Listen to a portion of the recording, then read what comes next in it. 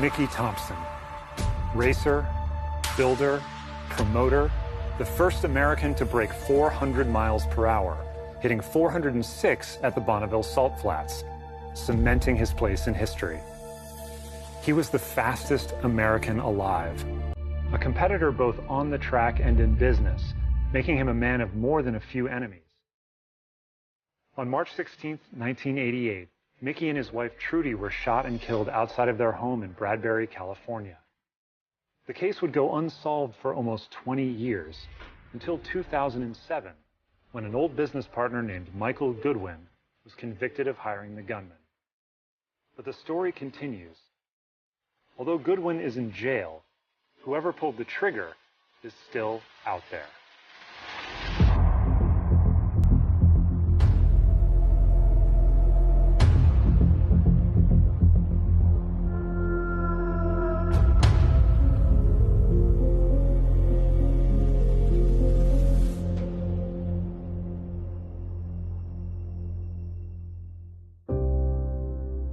I really wish the story had ended up differently. I mean, I really wish this was just an intense racing rivalry and not a story where two innocent people got killed for no reason. But unfortunately, that's exactly what happened to Mickey and Trudy Thompson. Yeah, it makes you think about all the rivalries in racing. Or any sport. Yeah, or any sport. I mean, there's so much potential for it to go off the track and into your businesses, into your driveway. Literally into Mickey Thompson's driveway in this case. So Mickey Thompson was born in Alhambra, California in 1928. And he got behind the wheel just about as soon as he could. Unfortunately, it was right as World War II was kicking off. Now, as hot rodding transitioned into drag racing, Mickey Thompson really made his name, setting more endurance and speed records than anyone else in history. And we could do an entire episode about his accomplishments from, developing the first slingshot dragster to being the first person to break the 400-mile-an-hour barrier at Bonneville. I mean, by 1962, Thompson was entering 3 of his own cars at a time into the Indy 500 with famous drivers like Dan Gurney behind the wheel. And when he couldn't find tires that he liked, in 1963, he just started making his own. He'd spend the next 5 years trying to win Indy in his own cars, on his own tires. Although he never won, usually because of some catastrophic mechanical failure, his cars were going so fast that they were just scaring the hell out of everybody, and his tires were really giving Allstate a run for their money. Now, with Indy mostly behind him, Thompson went back to what he did best, which was driving very, very quickly in a straight line. So he took a number of Ford Mustang Mach 1s out to Bonneville and set over 300 endurance and speed records. Now, at that point, Thompson had nothing left to prove in drag racing, so he diversified. He started doing aftermarket performance parts and off-road racing. And ultimately, in 1973, he founded Score International, which would eventually oversee all North American off-road racing. Eventually, he'd be the owner or partner in 27 different companies and had over 100 patents to his name. Okay there, buddy, you want to take a breath for a second? It's a lot. I feel like it would have been faster if you told us what he wasn't doing. I know I'm rushing, but we're just barely scratching the surface of what this guy did. I mean, he even invented like an initial version of the Jaws of Life to get out of Bonneville crashes. But there's one last thing that he did that ties all this together, and that was the Mickey Thompson Entertainment Group that he formed with his wife, Trudy. You remember those ads when you were a kid? They were like, Sunday, Sunday, Sunday, in the Cleveland Metrodome, blah, blah, blah, that kind of thing. So he was that guy? Yeah, he was one of them. He's one of those guys. There were several companies that toured motocross events and off-road in these big stadiums. And this was the business that he ran with his wife, Trudy. This is what they did together. Yeah, and all these businesses are tied into this case. Right. The businesses are what got Mickey Thompson killed. Not going 400 miles an hour at Bonneville, or any of the other maniacal things he did behind the wheel.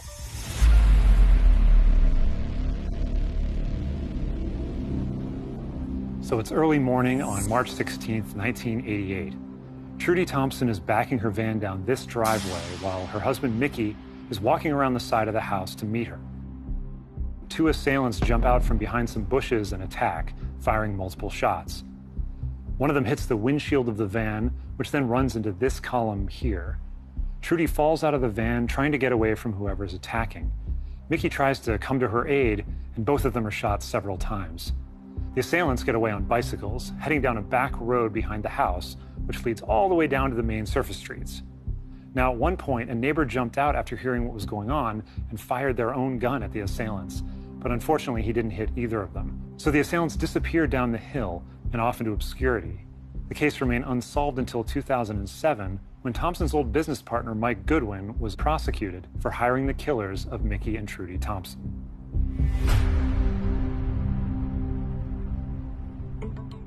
And this is where you have a problem. Yeah, this is what's so frustrating about all this, is there's a serious evidence problem when it comes to the Michael Goodwin case. You don't think he did it? I gotta be very careful here, I guess, but I think in all likelihood he probably had something to do with it, and that he had something to do with the people who did it. Is this vague enough? It's remarkably committal, yeah. Yeah, it's very, I'm trying to be non-committal, but it seems like he probably did at the onset. So he probably did. Very probably. Okay. But at the end of the day, Michael Goodwin didn't pull the trigger. I mean, they never caught the people who actually did the crime. So they got the guy they think hired the guys that shot him, but not the guys that actually did it. Right, but what Tim keeps saying, and a lot of other people too, is that he probably hired the shooter. Probably enough to convict, but... Yeah, and that's what makes this kind of so hard to talk about. I mean, there's this big evidence problem with Michael Goodwin's conviction. I mean, he's been filing petition after petition to try to get out of prison. And I have to say, I think he has a point. I had nothing to do with it. I have no involvement whatsoever. Who is Michael Goodwin? Well, that is the right question to ask, because the answer is kind of why he is still in prison for this. Because he's a dick. Right, I mean, that's, in all seriousness though, it's kind of what got him convicted. Mike was ruthless in business. He was just a leave no prisoners kind of a guy. Lots of people hated him. You've known and worked with him since the 60s, right? I would want to say 1966 or 7.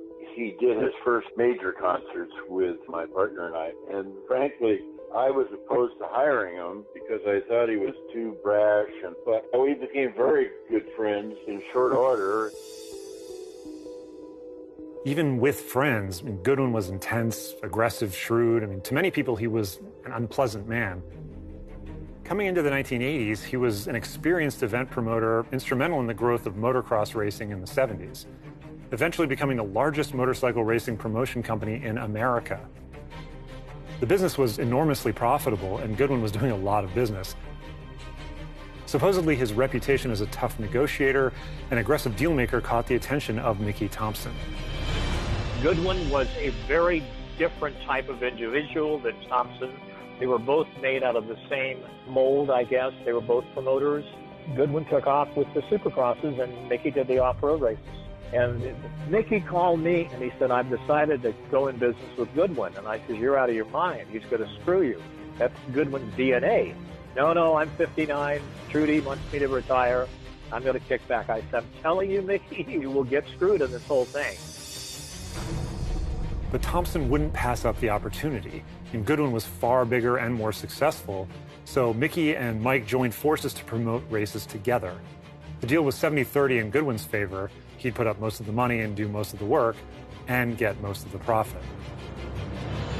We had a series of meetings and attempted to merger, and there was an agreement that we were going to do 2 events as a test, Indianapolis and Pontiac. It was 2 bulls in a china shop, and it would not end well. Now, in theory, this is the dispute that set this whole thing off.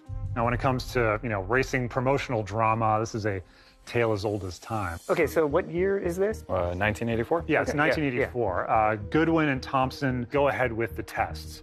And as part of that, they agreed to kind of split some of the costs. For example? Well, I think one of them was Goodwin's company was supposed to pay to bring the dirt in, and Thompson was going to pay to bring the dirt out, like stuff like that. Okay, makes sense. Right, and now the 2 events were in Indianapolis and Detroit, and they ended up being big financial failures. They both lost money, like a lot of money. So they sued each other. Naturally, yeah. The lawsuits started flying, and eventually Mickey Thompson ended up winning. He won almost $750,000.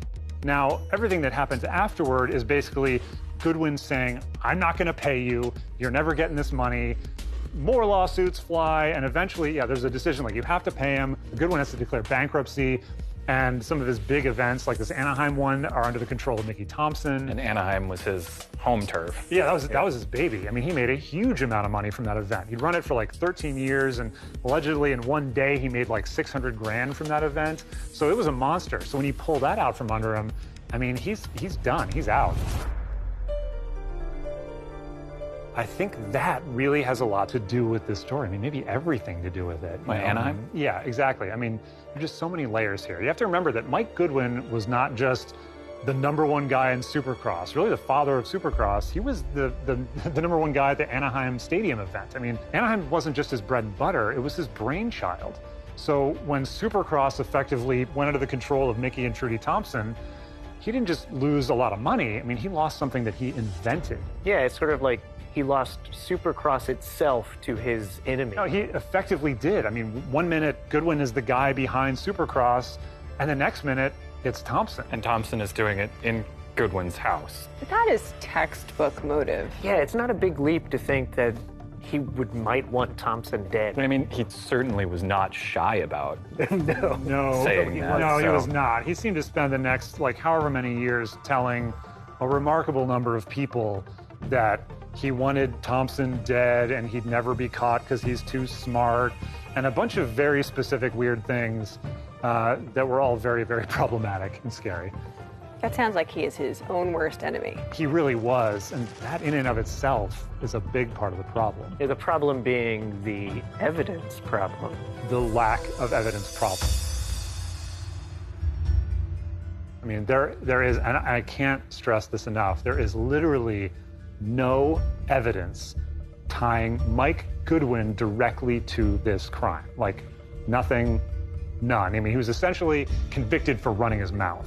They had more on him than running his mouth, though. Weren't there eyewitnesses? Yeah, there were 5 independent eyewitnesses, none of whom saw Mike Goodwin at the scene. What they had was basically circumstantial evidence, and they had overwhelming circumstantial evidence that probably means he had something to do with it, but in the end, there's just no hard evidence. The circumstantial evidence you're talking about is some of the worst. Like, it was really bad. Yeah, it is bad. And it's probably the reason that, he is in prison today. And the overwhelming nature of it is kind of the reason I think maybe he had something to do with it. But in the end, when it comes to sort of like how the whole trial went down, it was just crazy. I mean, it should kind of scare you. It scares me a bit. Like, I'm not going to throw around like insane travesty of justice, but like it was definitely a circus in that courtroom. So you think he should have a retrial? I think if he had a retrial today, he'd probably be acquitted. I mean, you have to for the justice system to really make any sense. Even though you think he's guilty? A lot of people think he's guilty, and I'm not saying necessarily that I want him out of prison, but when you hear how this whole prosecution went down, it'll blow your mind.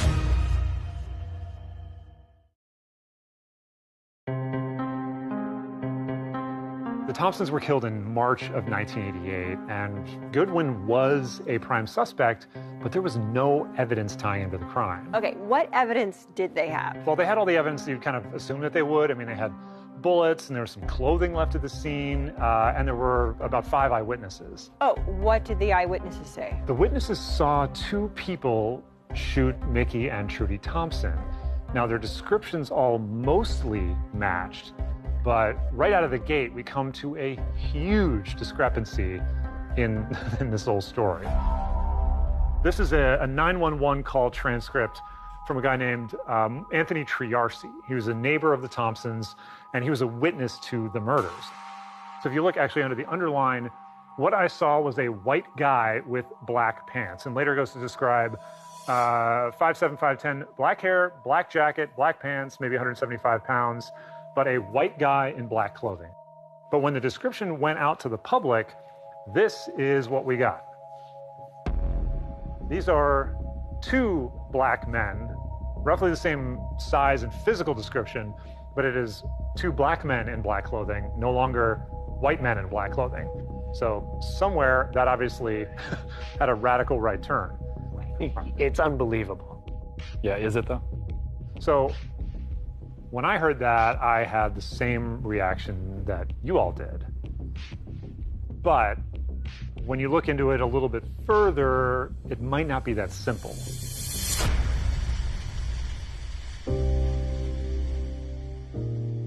The eyewitnesses ultimately gave very similar descriptions as to what the shooters look like, kind of their physicality, with the exception of that huge discrepancy of race. And that is still unsettled to this day. What is pretty much agreed on is that the Thompsons were shot by two men.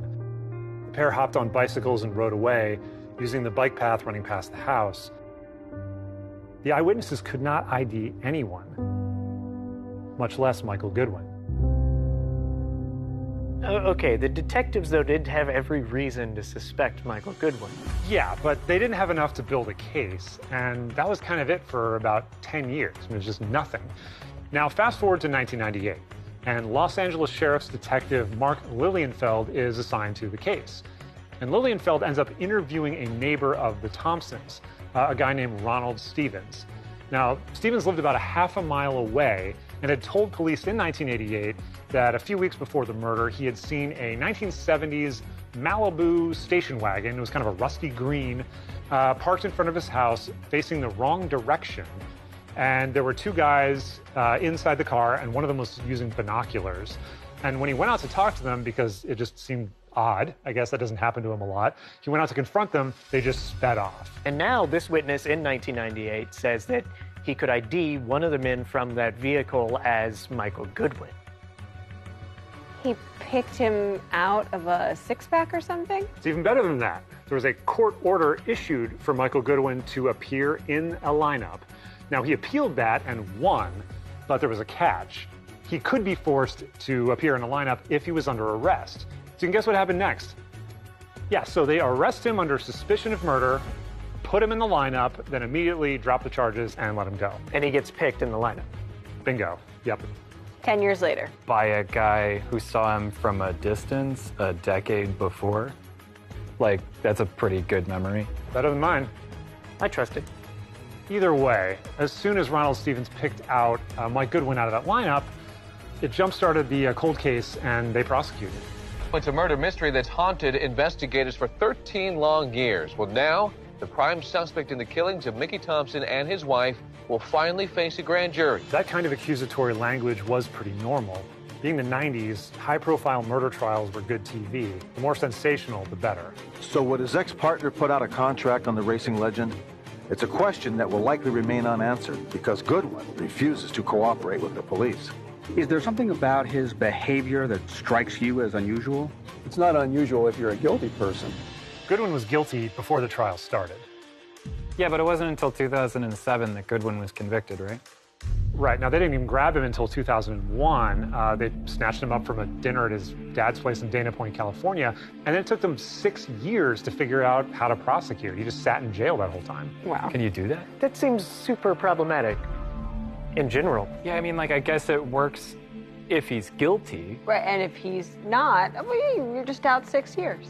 And it seems like that puts a lot of pressure on the prosecution, right? Yeah, well, guilty or not, though, the whole trial and the whole process was just a total circus. So what was the case built on? Motive and circumstantial evidence. And then there was some other, this flimsy stuff about him being in the station wagon with the binoculars before the murder, and even that's super problematic. Why is that problematic? Well, because the guys in the station wagon were a half a mile away facing the wrong direction.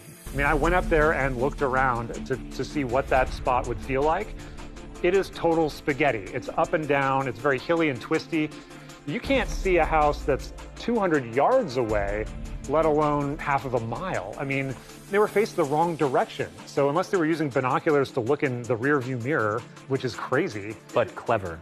Yeah, it would be a good smokescreen, I guess. But still, nothing about what they were doing points towards Mickey Thompson. They might have been up to something, but it just doesn't seem like it was at all relevant to Mickey Thompson. I mean, that's definitely problematic. I get that there are problems, but what then is the circumstantial evidence against him? And can we just rattle those points off? Well, we know that the motive is undeniable. Yeah, it is absolutely undeniable. There's definitely a lot of motive there. Yeah, but then there's also his big mouth.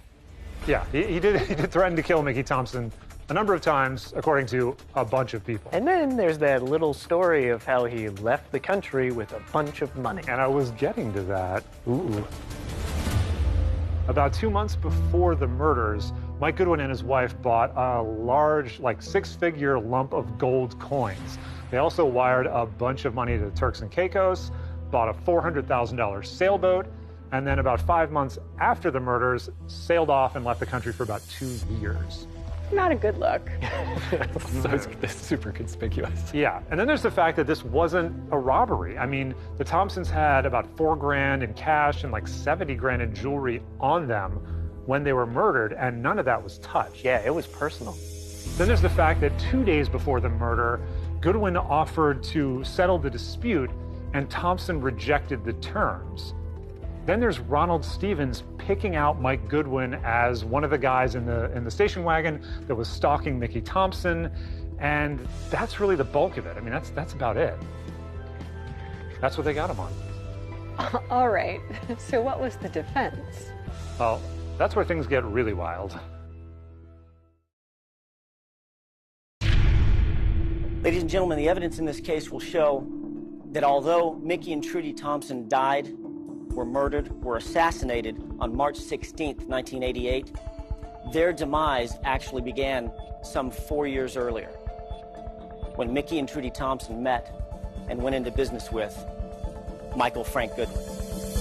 I have some of my own theories here. I know you do, but I'd really like you to take a quick listen to what Goodwin's defense attorney has to say about her client and this crime, which is, there is no evidence tying my client to this crime. That's it. I mean, is she wrong? Well, okay, just to say it though, evidence can come in a lot of different forms. It's not always DNA evidence and bullet casings. It can come in other things. Yeah, but there's not a lot of leeway on none. There's just none evidence. There are different types of none. But regardless, let's do a little bit of role playing here real quick, okay? So say this show gets canceled and you and I sue each other. It's definitely going to happen. Yeah, it's like, okay, yeah, let's play the tape. But you and I sue each other, and I end up winning, and you owe me a whole bunch of money. And then you run your mouth to Alexis and Dominic and say, I'm going to kill Tim. Already do. You know, it's like the many times we have on tape. Because the show's canceled, you say, well, you know what? I'm liquidating everything, putting it on a boat, sailing to the Caribbean. While all that's happening... Literally what I would do. I know, yeah, that part is the most plausible. And while all that's happening, I'm just walking out to my car one day and I end up getting shot. No witnesses put you there, no evidence puts you there. You just weren't there. You had nothing to do with it, nothing points to you. But despite all that, you end up getting a life sentence simply because of the motive. I mean, doesn't that freak you out just a little bit? Because that's what happened to Michael Goodwin. And now, maybe in this case, he could actually be guilty and the result is justice, but that's totally terrifying to me. I mean, what if that same case was against you and you were actually innocent? Everything is the exact same, but in your case, you didn't do it. And you end up going to jail for the rest of your life. That's bananas. But do you really not think he's guilty? I think maybe he did it, but I mean, in the end, I can't prove it. And isn't that how all this is supposed to work? I mean, doesn't that freak you out just a little bit? Yes. It is worth noting, they never did find the gold coins that the Goodwins supposedly bought. Yeah, I see where you're going with this. I have seen John Wick. I'm just saying. That they paid the assassins in gold coins. Yeah, it's worth considering. I wonder if anybody's ever investigated that angle, looking for guys that cashed in a bunch of gold coins soon after the crime. Sounds silly, but... I'm sorry, did I miss the part where we talked about the defense, other than there's just no evidence? Yeah, well, Goodwin's defense attorney did put forth some alternative possibilities, but they were never allowed to be presented at trial. Why? I don't know. Well, there's some really good ones, if I remember my homework correctly. There was a motorcycle gang that Mickey Thompson testified against at a murder trial. I'm sorry, what? And yeah, and apparently he sold some bad tires to a Saudi group. No, time out. Mickey Thompson testified at a murder trial against a violent motorcycle gang. Yeah, it was his nephew's murder trial. Mickey Thompson testified at his nephew's murder trial against a violent motorcycle gang. What?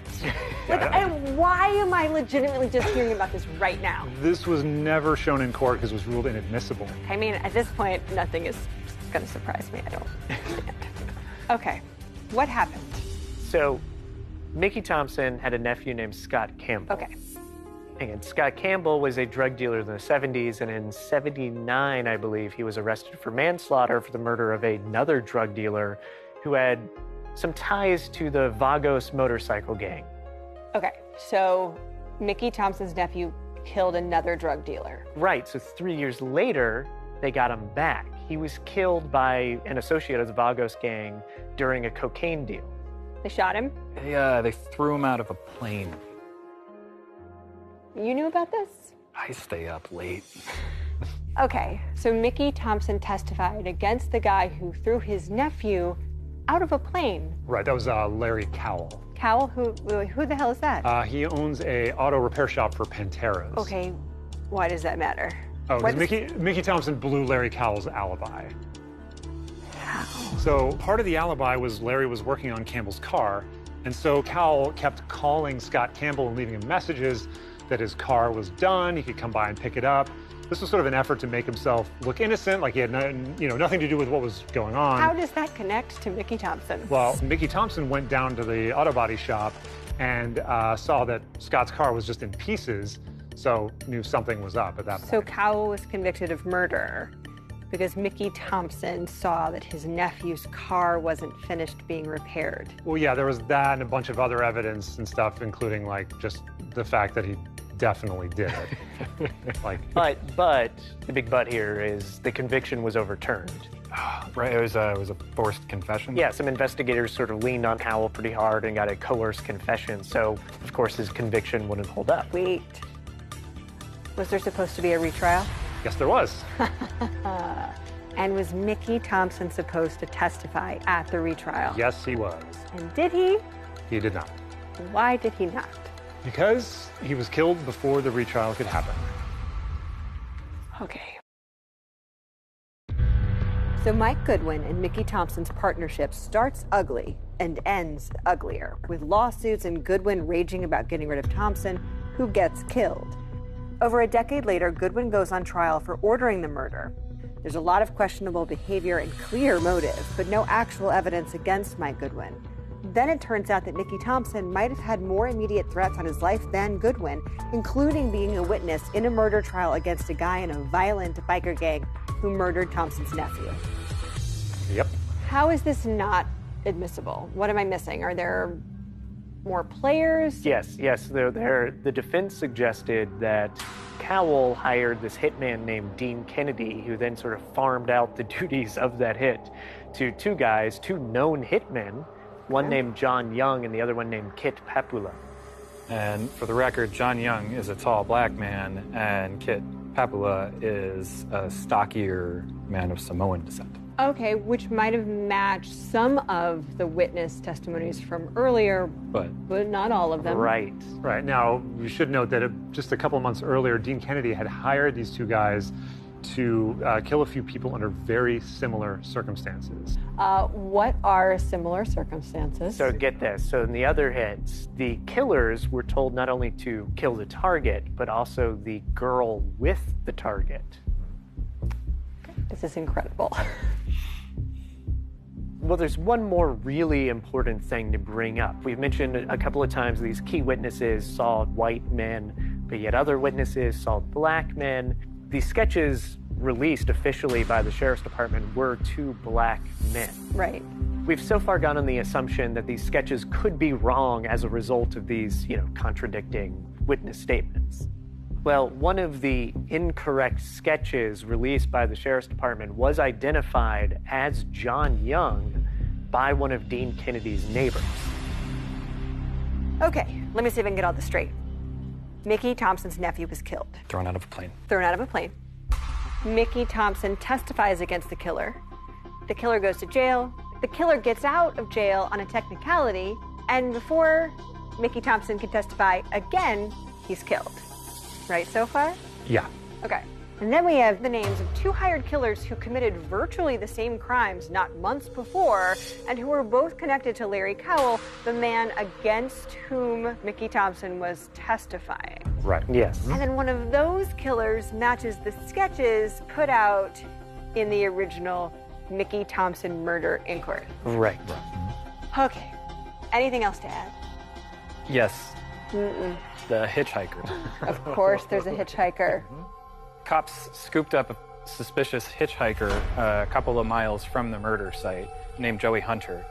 And Joey then fails a polygraph test about not being involved in the murders. And then allegedly confessed about being involved in the murders to a fellow inmate. The defense said that he was the lookout. Okay, I'm ready to hear it. Why wasn't any of this heard in court? The court said it couldn't find a connection between Larry Cowell and Dean Kennedy, and that was it. Okay, well, what was the connection between Larry Cowell and Dean Kennedy? Yeah, Larry Cowell and Dean Kennedy met through a guy named Ed Lisinski. Now, Ed Lisinski was sort of the center point between all of these people. Between Larry Cowell, who was the one that Mickey Thompson was going to testify against, Dean Kennedy, who was the one who hired the two hitmen, and Mickey Thompson. So, sorry, you're saying this Ed Lisinski. Ed Lisinski knew all three men. Well, more than that, Ed was actually a mason who worked on the Thompson property. So he not only knew his way around the neighborhood, he knew the Thompson house pretty well. Okay, and the court didn't see that connection? Right, it didn't actually think there was a way to connect everybody together. This is outrageous, right? I mean, Yeah. we are outraged. I am outraged. I am outraged. Yeah, and they really should have admitted it. It's got legs. If just to shoot it down, it should have been admitted. That's what I'm saying. I mean, how is this not even considered? Larry Cowell has just as much of a motive to kill Mickey Thompson as Michael Goodwin did, and he's killed people before. In fact, he's killed a member of Mickey Thompson's own family. Right, now 10 minutes ago, you were pretty sold on Michael Goodwin. 10 minutes ago, I didn't know all this stuff. Right, now imagine you're on Michael Goodwin's jury and you never hear any of this. Any of it. Right. Ah! Right. Yeah, so let's take a breather. This is probably a good time to actually get some answers from the court itself. Yes, please. So we've spent the last hour talking about why the court did this, why the police did that, why one witness saw some suspects and other witnesses saw other suspects. Why the whole Larry Cowell thing isn't admissible. So let's find out. So this is People v. Goodwin, the unpublished court opinion from the Appeals Court of the State of California, 2nd Appellate District.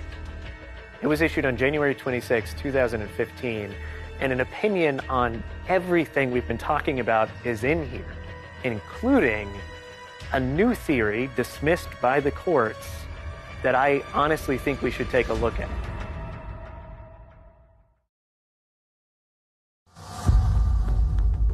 So when I went to track down these documents, I didn't quite expect to find well over 4,000 pages of filings, appeals, transcripts, and evidence.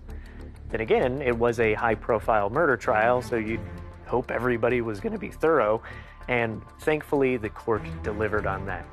Now, whether we all agree with the reasoning, there is a response to every little detail. Now, there's no way to cover everything in here, so I'm going to narrow it down to what the court can clear up about the wanted poster, to the testing of physical evidence, and to the thing I never heard about before reading this humongous file. I think we should start with the thing that we've kind of been dancing around. Why were the sketches of the suspects released black when some of the witnesses said they saw white men? Well, there's an answer for that. As it turns out, Anthony Triarci's transcript of his 911 call was really clear that he saw a white man. However, there were multiple other witnesses that saw two black men and gave a bunch of other details that all matched. One of those witnesses was Lance Johnson, who went above and beyond.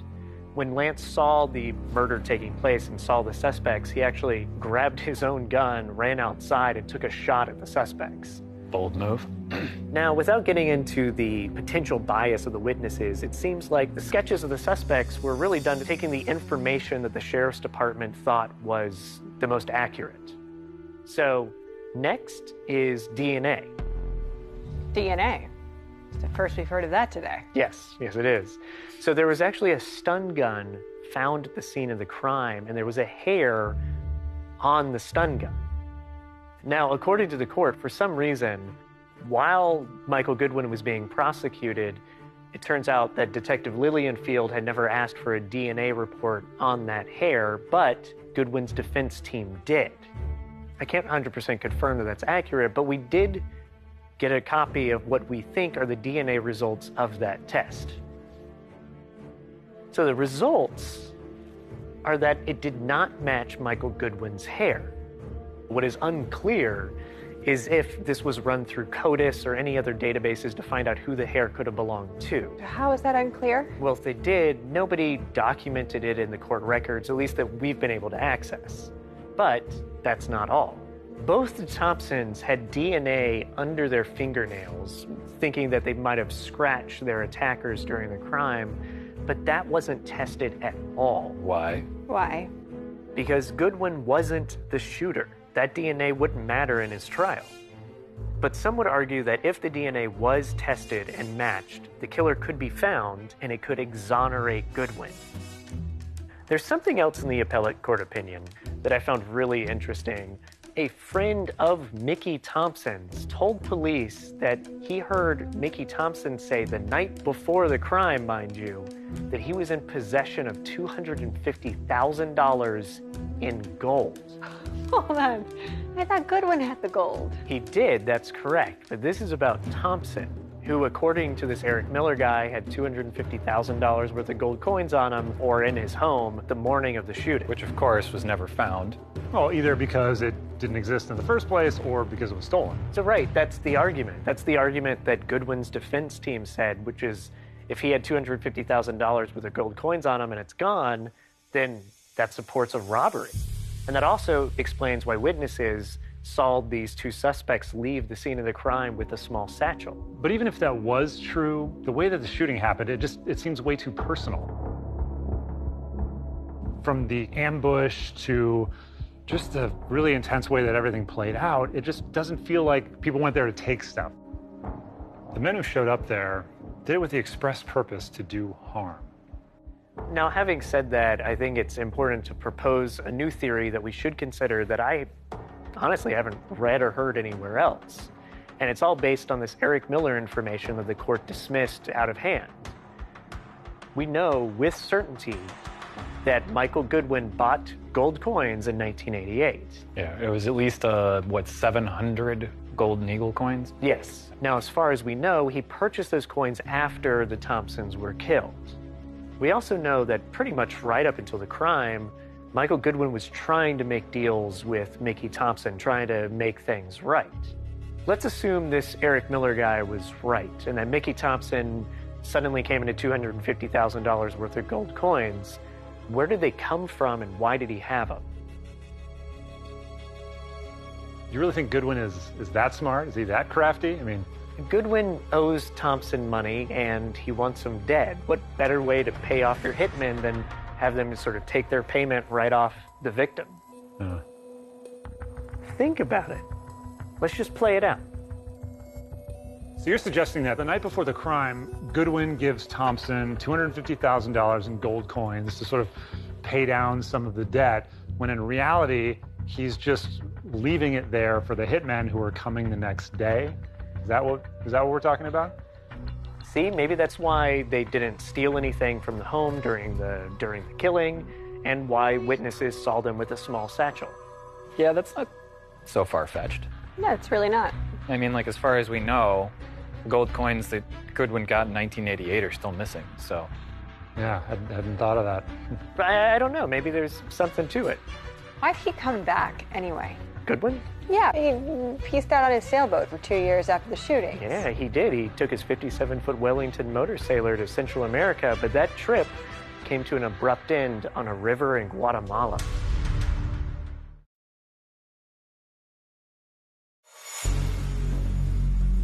In 1991,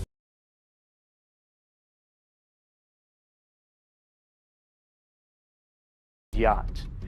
McGee was an expert at tracking boats around the world, and he soon found himself in Guatemala following Goodwin's path up the Rio Dolce and getting closer to where Goodwin was hiding the boat. McGee talked to people on the river, talked to people in local bars, and soon found himself close enough to actually have a phone conversation with Michael Goodwin, who now knew that he was being tailed. So Goodwin told McGee, "You're never gonna find my boat." But of course, he did. So Goodwin found himself on a dock on the Rio Dolce, completely out of options. And this was the beginning of the end. The more I learn about this story, and the more perspectives I read, and the more information I get, and the more people I find out about, I have less certainty about anything than I did the minute before. All we know for sure is Mickey Thompson and Mike Goodwin are two giant figures in motorsport. And they made marks on the world as big as their personalities, and they both pissed people off along the way, including each other. They went to war, and when the dust settled, Goodwin was furious that Thompson won. So when Mickey and Trudy Thompson were deliberately murdered, it was easy to point the finger at Goodwin. But unfortunately, things are just not that simple. So now I'm kind of in a fog of all this information. It's possible he had something to do with it, but I think it's also possible that a bunch of other people had something to do with it. I think it's very hard to say one way or the other. What's the status right now? Because didn't he just lose the his appeal? Status? Yeah, he just had another appeal get denied literally days before filming this. And honestly, that may be kind of the end of his effort, because he's had a stroke, he's had open heart surgery. There's just this like tornado of kind of terrible things happening in there.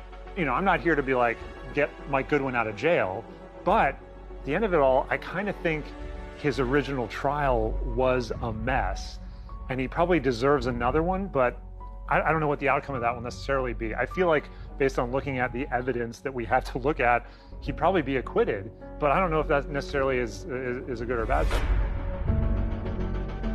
After the trial, the jury foreman had said, well, if not Goodwin, then who? We didn't know of anyone else who could have done it.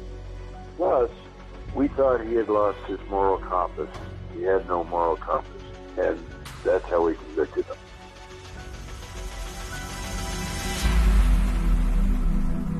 I still don't understand why so much of what could have been at the defense's fingertips was ruled inadmissible. There was a reason the court struck them down, but it feels so biased.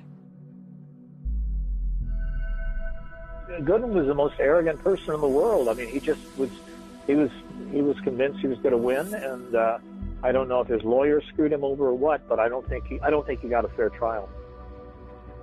Mike Goodwin had the intent to screw Mickey Thompson out of his name, out of his business, and certainly out of all of his money. Goodwin's lawyer had to say, jury, you need to get over your distaste for Michael Goodwin. He is an extremely distasteful person. The law protects the unpopular. The law protects people when the district attorney does not present enough evidence.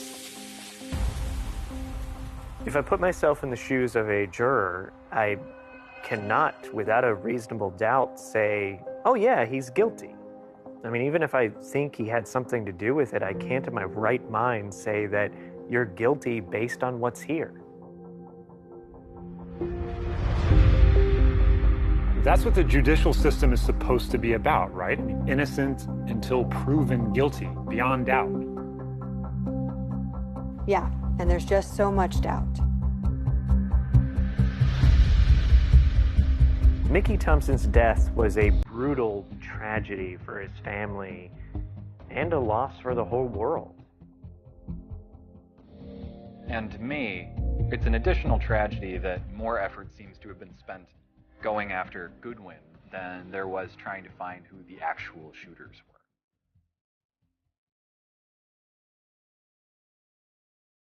So the real cold case here is still that the actual shooters have never been found. No, they're two guys who are still out there somewhere, and theoretically, there are at least a couple people who know something. Two people cannot keep a secret. No, not forever.